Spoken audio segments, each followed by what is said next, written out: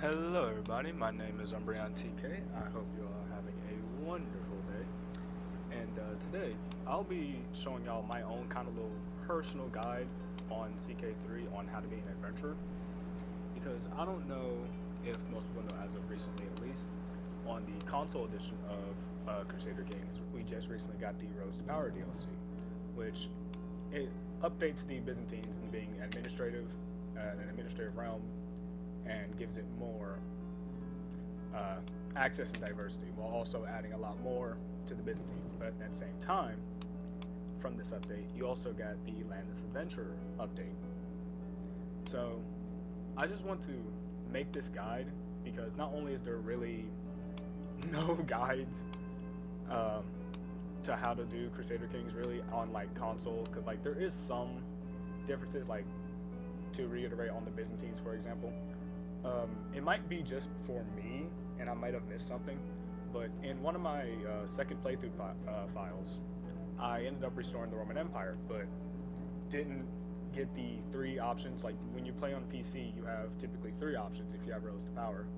You have the hard mode option, which is the Pax Romana, which speeds up Genghis Khan and the Mongol invasion, but also increasing like plague frequency and all that. But that's beside the point. The actual main point is how to become an adventurer, and my just little tips that I decided to make that more or less help with my playthrough of it, and I want to show other people who are also on console or just on PC too, like a good way to get yourself together and how to get yourself set. So if you want to get the Great Conqueror, for example, you can go ahead and get it a heck of a lot quicker than eventually getting the requirements for it and your character be like super late in their years. So let me go ahead and get started with the very first step, which most of us should be used to, which is going to be the character creator. So once you have gone ahead and picked your start date, I'm personally going to go ahead and pick off here, but just to give an example, if you want to know what the best culture is for an adventurer playthrough, I would advise going for a Norse character or a Mongol character, mainly for the fact of a Norse are just the Vikings are the Vikings. Like you got the Varangian veterans, you got the Varangians just as a whole, as a military troop. All their militaristic troops are just really, really good and really, really strong. So there's nothing wrong with going them. Same with Mongolia. Being a Mongol, you have access to the horse archers, and well, just a stack of them just kind of just cleans anything in your way. But for the sake of this, I'm going to pick off here in the over here where Persia would be at, but in the Safarid Emirate. Go ahead and create your own adventure. And the first thing you want to do, once you have loaded into your character, you want to lower their age down to 16. And the reason being why you want to lower your age down to 16 is because you get a lot more points. And you need the most points in particular for what you want to do with your character. So once you have lowered your character's age 16, go over to traits, and no matter what type of playthrough you want to do, if you want to do a Shadow Assassin or Merchant or stuff like that, take the level 4 trait, not the level 5 trait.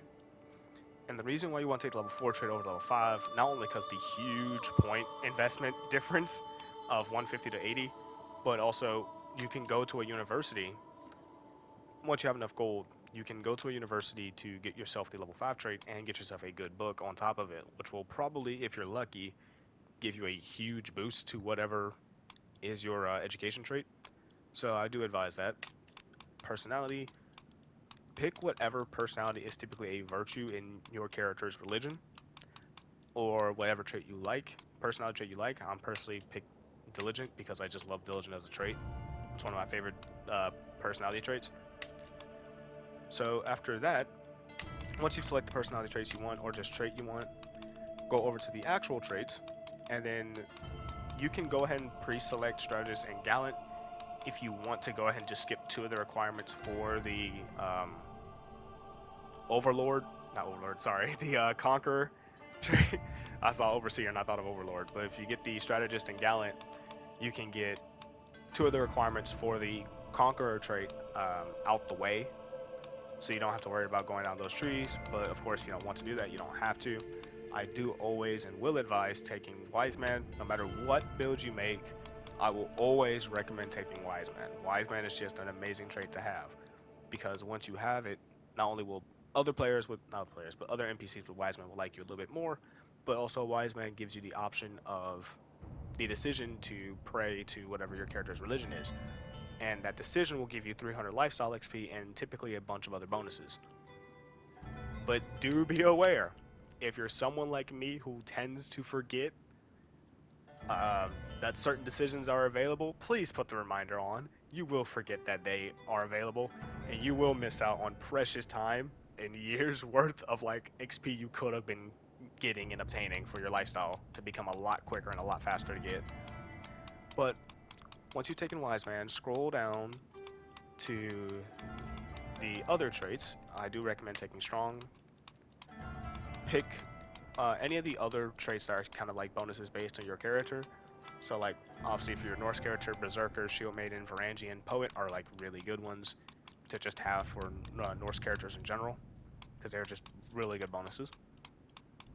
I will advise taking for the militaristic traits like Logistician, Military Engineer, Aggressive, all these, right? I will recommend taking at least a couple of these, if not all of them, if you want to go for them. For the sake of this, I'm just going to pick the ones that I would usually take. So I'm going to go ahead and take Aggressive Attacker, Desert Warrior, Holy Warrior, and Rough Terrain Expert. So that leaves you with 396 points, and you can put this point into 2 points into your prowess, or 1 point into any of these other skill trees. Now, in that same vein, you don't also need to take these either if you want to super save, because you can get some of these adventuring and exploring around the map. You can get pop-ups from random events of characters who will train you, and you will have a chance of getting certain traits. Like you can get Reckless, you can get Rough Terrain Expert just from a random event and stuff like that. But if you want to dip like one of these, you could dip like Desert Explorer there, for example, and you can still have a couple of more points that you can pump into your other stats. So we'll go ahead and finalize this character. And once you have made your character, go ahead and hit that glorious start button of play. And we're going to get a couple of pop-ups here because I do have the Intermezzo DLC. So, yeah. Once you have all that out of the way, if you're starting over here like I did, you'll have the option between a character who's two characters that are high in militaristic, 2 characters that are high in their learning trait, or 2 characters with high prowess. I personally take the characters with high prowess, mainly because with the decision of becoming a Great Conqueror, you need, at the bottom here, at least 6 knights with 18 prowess or higher, or 12 knights with 12 prowess or higher. Now, you can loop through that, because you don't have to have followers that immediately have, you know, just 18 off rip. You can obviously find them and just recruit them. That guy has 20, that's actually really good. But you don't have to just find people with just strictly 18 or higher in their stat just to get a little bit higher off that. Because if you hit travel and go off to like this village, for example, you could find in villages, based on castles, there's a difference on where you place your camp at. Villages, you'll have a merchant area, and I'm going to go ahead and do that just to show it. You'll have a area where you can buy weapons and materials for weapons and armor for your characters, so you can increase their stats that way. Just buy it for them and you can gift it to them after that. But before you do that, as a whole, because that's like a later down the line decision, you can do that honestly super late and don't have to worry about it. But before you begin, like I did, but before you start, go over to your decisions. If you have enough piety, you can go down to the bottom and you can hold a mystical communion, which will, as it says there, 300 lifestyle XP. You gain divine guidance for 5 years and 3 XP and the trade XP, Wise Man.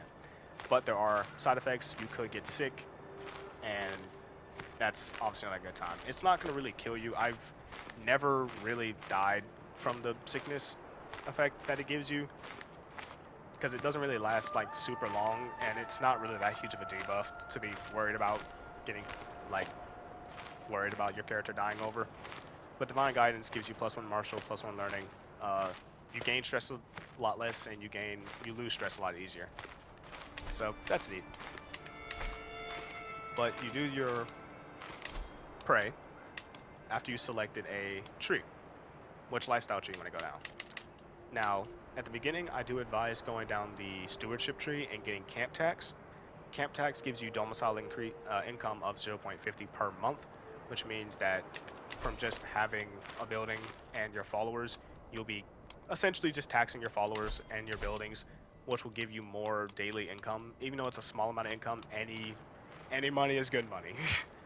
Especially when some of these contracts give you like borderline no cash.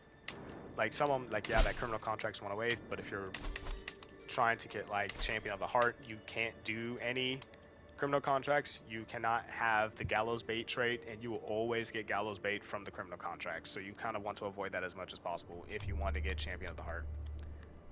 It's not necessary, to be fair, but it's just a pretty solid modifier because you get Swan Song, +1 monthly prestige per night, Acolyte glory gain 10%, and the Hastilla trait, you get +20 more XP in that as well. On top of that, you gain the free armor set, which is typically really good, which will give you random bonuses, and you get the title of Champion Errant. It also gives you a secondary bonus, which once you have that trait, the Champion Errant, maxed out, if you go into any holding that's a castle holding, and you want to recruit more men-at-arms, let's say you just got done with a battle, and you lost a lot of your soldiers, right? If you have that trait maxed out, you can go to the castle holding, go into the castle itself, and you'll have an option that's like, look at the scruffy soldiers. If you hit the option, you have the trait maxed out, you can completely refill all of your men-at-arms regiments for the free, just because you got it maxed out. And it's really, really good to get that in my, it's really, really good to get it just so you don't have to constantly pay or use provisions to refill your men-at-arms, because unlike if you're landed, of course, your men-at-arms don't refill naturally as a landless adventurer. But back on point with the lifestyle, once you get camp tax, go down until you get See How It's Done. And with See How It's Done, you get visiting points of interest award 20 gold. And what that means is, and I'm going to hit this, criminal contract, I'm just going to go ahead. Oh, no, I can't. No! I goofed. I done goofed. I'll cancel that. But let me click. Oh my god, they're all criminal contracts. Can we not have one that's criminal contracts so I can show it, please? I just hit more criminal contracts. That's fantastic. But I'm just gonna go ahead and hit this. Travel. Still just show it anyways. Hit customize your route. Hit customize route, and then hit add destination. These little places with these little pop-ups, like the crown, the zealotry sign, religious sign, and the wall. These areas are points of interest. These are basically the areas that it's telling you that if you visit them, you'll get 20%, not 20%, but 20 gold per visiting these areas. So just from visiting these 4, you'll automatically get just 40 gold just from visiting them. But not only do you get 40 gold just from visiting these 4 areas, you will also get lifestyle XP from those areas. And it'll be lifestyle XP and one of the random trees up here, which will not only speed it up, so that way not only do you not have to lock into certain trees to get certain traits if you don't want to, because it will speed up your progress a heck of a lot more, but it's just a little speed up, little speed up that'll give you more money at the same vein of doing it. After you See How It's Done, I advise going for golden obligations, so you can get the demand payments for hooks. And you may be asking, if you've done an adventure playthrough, well, you can get a hook anyway just from completing your contracts, and you do. But the hook that you get from your contracts, the one that you'll be able to use to request men-at-arms or provisions, gold, stuff like that, if you request gold from them with that decision, they'll typically give you a lot less gold than what they have in their pocket. Like if I completed a quest for this guy, for example, even though he has 192, if I completed a prowess mission for him, right?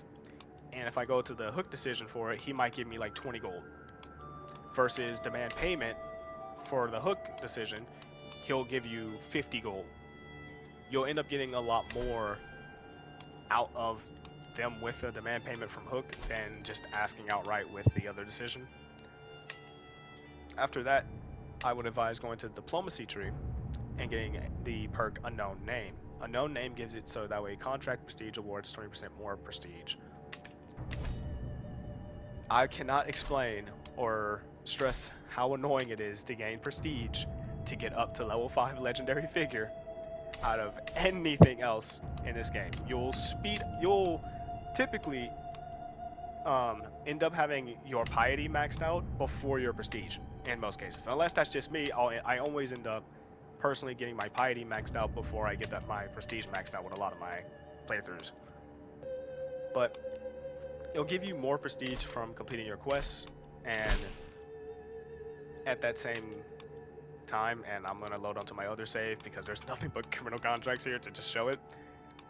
Let's say this one here was a prowess mission, right? This prowess mission would offer 90 prestige and then, let's say 90 prestige, 60 gold, and then like for a normal success. And then if I did an exceptional, it'll be like 120 prestige and 100 gold, right? There's an example.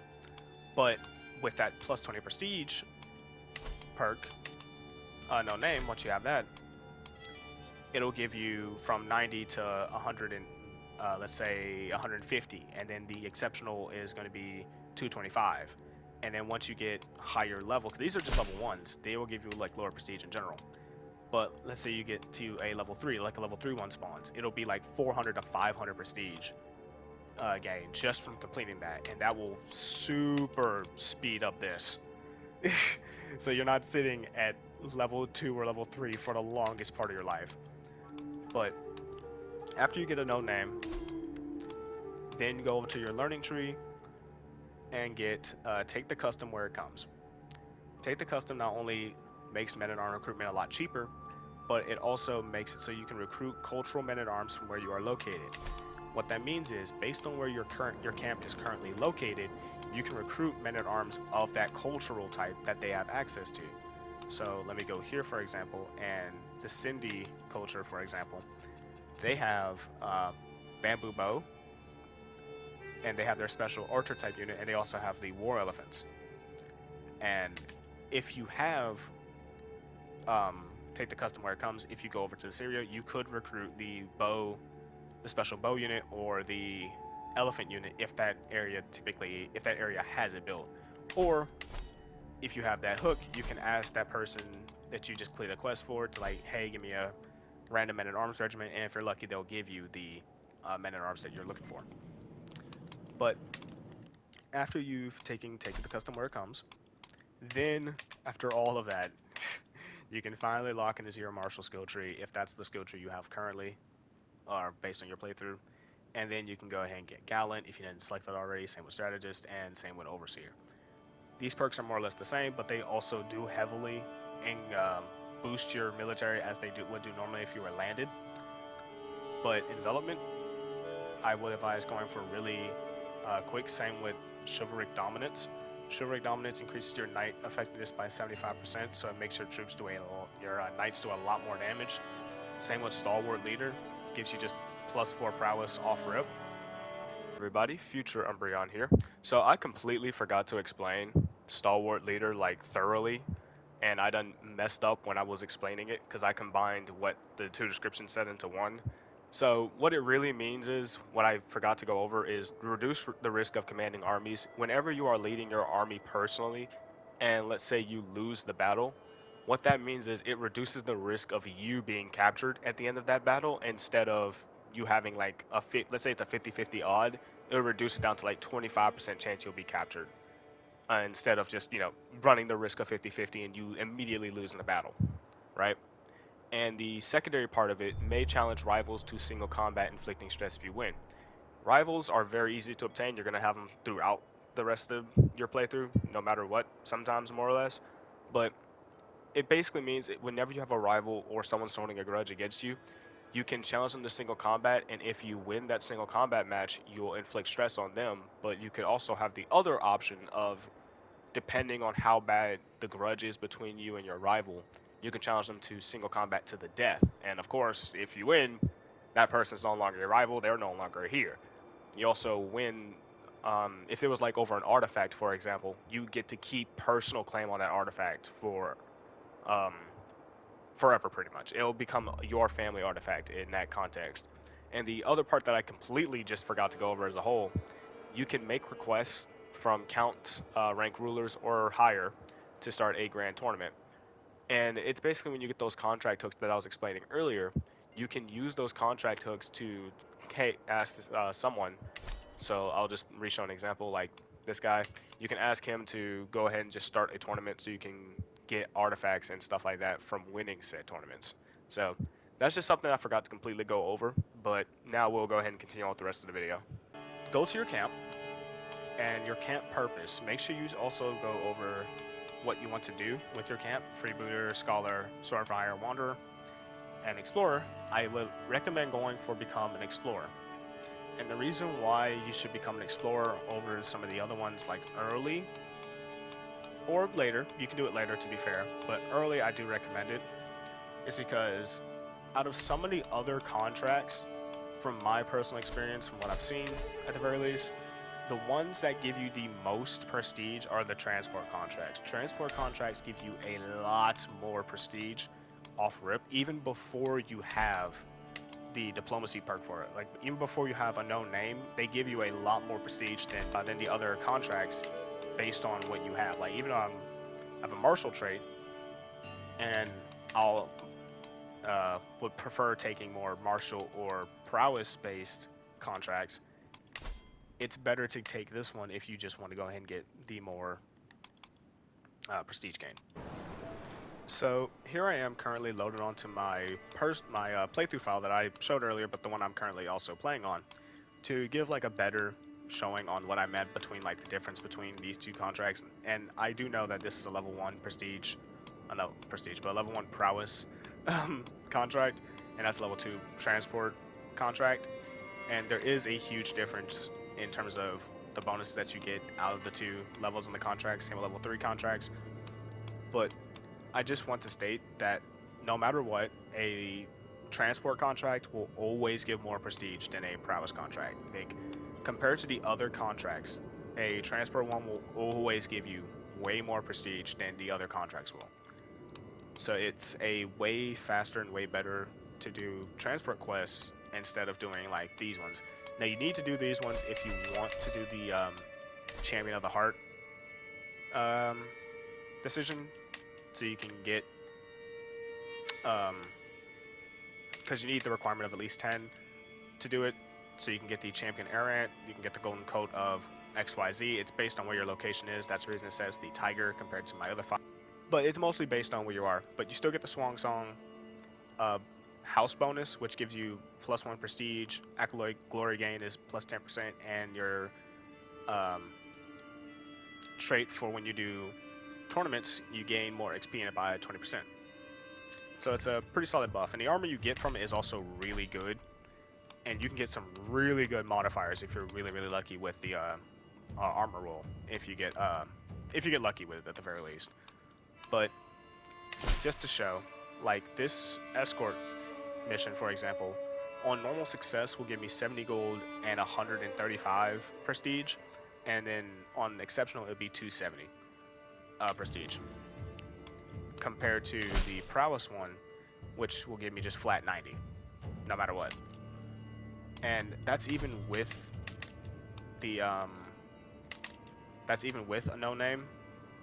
You'll get more prestige just out of these in general, these transport ones in general, compared to the other mission types. Now, to be fair, I haven't done any criminal contracts personally, and I don't know if they give a huge amount, but from what I've seen, transports still just give you infinitely more prestige in the end and gold in the end compared to the other ones, which is the same of why I said for your camp you want to do the Become Explorers, so you can get those transport contracts a lot more often, so you can, you know, get the prestige gain a lot quicker, so you won't be kind of stuck in grinding up contracts over and over again. So by the time your character's like in their 70s or 60s, you finally have enough prestige to finally take the stupid decision, and your character will probably be too old by that point if your health is already deteriorated to a super low amount, for example. But just to show what I mean, how good the traits are, the 20 gold based on points of interest, I'm gonna take this mission, and they want to go off there. Well, that's cool. I'm going to customize the route, go to the after destination. You want to hit over to it. Once you drop the person off, go to the point of interest. So we're gonna go there and here, just to show it. And we already have 1104 gold currently. And I did a mystical communion before. I did the save, so I'm just gonna, it also just shows you 300 learning lifestyle XP, divine guidance, 4 XP in the wise man trait. And this is one of the other side effects from the mystical communion. You can pick great openness or don't care what they whisper, and great openness is better for your playthrough. I'm gonna click and show why. But suspicious rep, you get more prestige, and hostile schemes are 20% slower, against 20 days slower. But this one, I'm open and welcome, is better. And the reason why is because your personal scheme phase length is 20 days faster. This also applies to the I'm just gonna take it, and I'll show the reason why I got the dog after as well. But it makes these contracts a lot quicker, because like rescue a first subject, you have to do a scheme for it, and if you have great openness, it'll make those 20 days faster. And if you pick the other perk that I mentioned earlier, that gives you plus 15 best foot forward, plus 15 success chance, just off rip for no matter what contract, it makes them so much quicker to get. Just pop in, get it done, go back to camp. But I'm just gonna go ahead and let this play out. Drop off this person. Boom, 270 prestige, 153 gold. Did that, and then I'll also show off the other part. Just go ahead and hit that. Boom, visit the kingdom of Ratchaputan, 150 learning lifestyle XP, 10 XP in the wander trait, and just 20 gold. You get just free gold from it every single time. And it's just a really free way of getting your gold up, no matter what. And as I stated earlier, you need as much as possible, because not only do you need it for just going to university, but you need the gold for buying weapons, armor, just to increase yourself, but also to increase your followers, your knights, because you do need to hit that requirement for your playthrough. For the Decision of Great Conqueror with the 18 prowess or 12 prowess knights. Now, unless I missed something, please do tell me in the comments, but that is more or less my summarized guide to doing your adventure playthrough on CK3 Console Edition. And if you guys would like me to do a playthrough of Crusader Kings, just go ahead and tell me. I would not mind. I genuinely do love playing this game a lot more in my free time, and I understand that I have a horrible upload, borderline, like a non-existent upload schedule, but I do plan on getting into making more videos and making more guides and stuff for Crusader Kings and other games over time. So if you guys would like me to do like a playthrough in the Byzantines and starting off as a count and then moving all the way up, count or duke, and then moving all up to emperor to then reform Roman Empire, go ahead and suggest it, or just playing anywhere on the map. I genuinely do love playing borderline everywhere. I'm not just sitting stone stuck in one place. I do like playing around everywhere on the map. So if there's like a specific challenge, I'm open to it. But if you guys like the video, make sure you like, comment, subscribe, and I'll see you all next time. Thank you.